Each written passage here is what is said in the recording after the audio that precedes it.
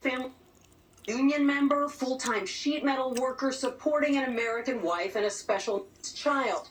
The White House says he may have been sent to prison by mistake, but that he's dangerous and now deserves to stay there. ICE officials now admit this man was not supposed to end up at the notorious Sikot prison in El Salvador. In a new court filing, they say the deportation of Kilmar Abrego Garcia was an administrative error and an oversight. What they're saying is, yeah, we messed up, so what?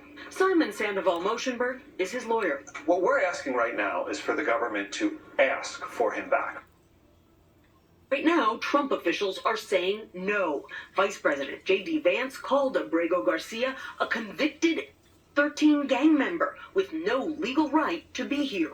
Is Kilmar a gang member? He's not a gang member. The allegations against him are based on whispers and shadows.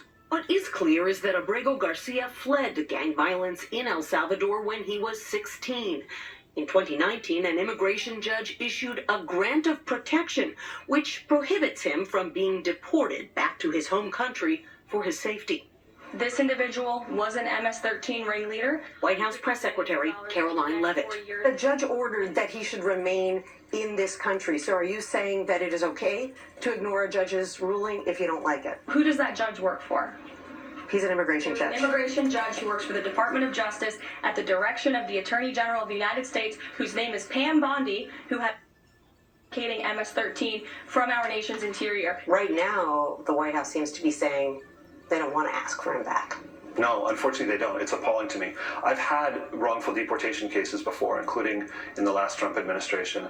And in every single such case, as soon as they realized what they'd done, they bent over backwards, they moved mountains to get these guys back. This case is shining new light on the cases of other men whose families say they were sent to Sikot in error. Not every gang member has a criminal record. Our colleague, Lilia Luciano, asked Trump's border czar, Tom Homan, about the vetting that took place before deportees were flown to El Salvador. I've been assured numerous times that everybody in that plane from Venezuela was a TDA member. The rest of them, 13.